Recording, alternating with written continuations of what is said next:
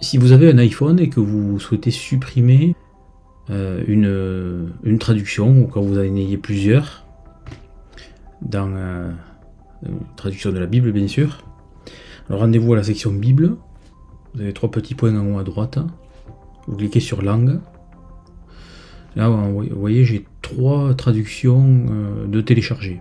Si j'en veux une autre, admettons que je veuille celle en anglais, la Bible d'études, je vais utiliser celle-ci, donc je vais la télécharger.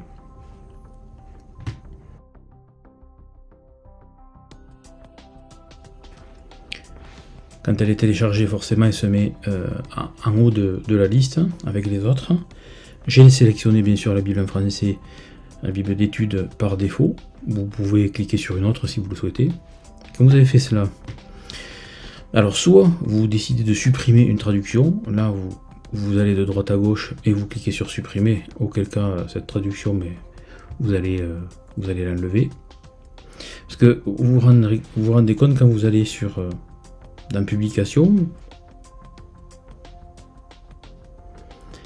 si on prend par exemple le nouveau livre Vivez pour toujours, qu'on va à la leçon 1, qu'on prend le premier verset de 2 Timothée 3, 16, là j'ai 2 traductions qui s'affichent. Je pourrais en avoir davantage, il suffit d'aller sur personnaliser et de rajouter, vous voyez en bas, si je le souhaitais, les traductions en cliquant sur plus. Par exemple, si je fais en français la traduction du Monde Nouveau que je fais plus, elle se met là-haut, et là vous pouvez même la mettre dans l'ordre que vous souhaitez.